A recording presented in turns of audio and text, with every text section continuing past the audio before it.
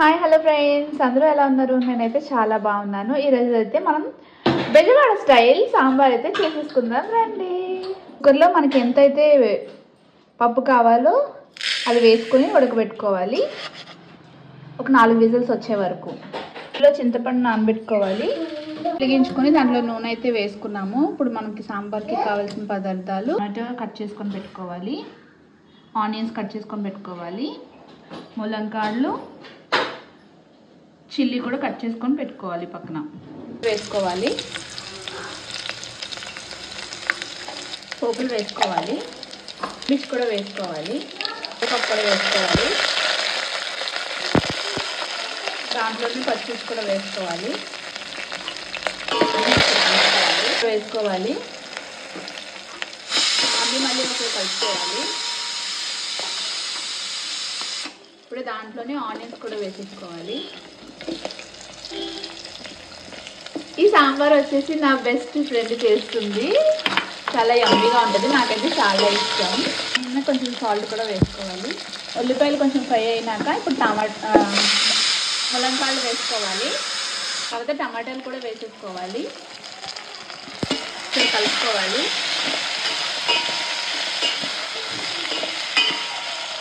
దీంట్లో చిలకడ దుంపలు ఉంటాయి కదా, మన రెడ్ కలర్వి, అవి కూడా వేసుకోవచ్చు. అప్పుడు ఇంకా బాగుంటుంది. మా దగ్గర అయితే ప్రస్తుతానికి లేదు, ఉన్నదాంతో అలా అడ్జస్ట్ చేసేసండి. రుచికి సరిపడా సాల్ట్ వేసుకోవాలి. కొంచెం పసుపు కూడా వేసుకోవాలి. అన్నీ ఒకసారి కలుపుకోవాలి. దాంట్లో వాటర్ వేసుకోవాలి అవి ఉడకడానికి. అంతే కదా, ఉడకడానికి కదా. ఉడికే వరకు మూత పెట్టుకోవాలి. ఒకసారి కలుపుకొని దాంట్లో ములంకాడలు అవి ఉడికాయో లేదో ఒకసారి పట్టుకొని చూసుకోవాలి.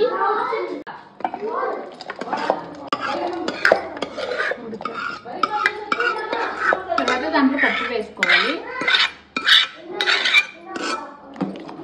కలుపుకోవాలి.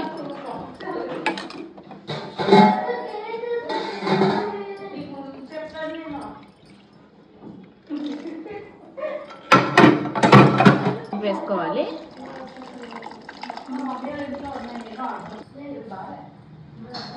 చింతపండు వేసిన తర్వాత ఒకసారి ఇలా కలుపుకోవాలి. ఉప్పు చూసుకొని మళ్ళీ ఇప్పుడు ఒకసారి ఉప్పు వేసుకోవాలి. అవన్నీ ఒకసారి కలుపుకోవాలి. ఒకసారి మీరు కూడా ట్రై చేయండి, చాలా బాగుంటుంది. అన్నం కూడా వేసుకోవాలి.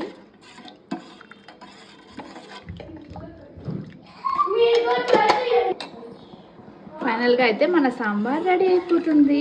నా ఛానల్ మీకు నచ్చినట్టయితే please like, subscribe and share మర్చిపోకండి. కొంచెం కొత్తిమీర కూడా వేసుకోవాలి.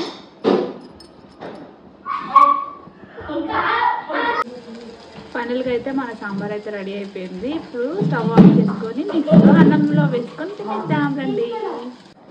మన యమ్మీ సాంబార్ అయితే రెడీ అయిపోయింది. ఇప్పుడు నెక్స్ట్ అన్నంలో వేసుకొని తినేద్దాం రండి.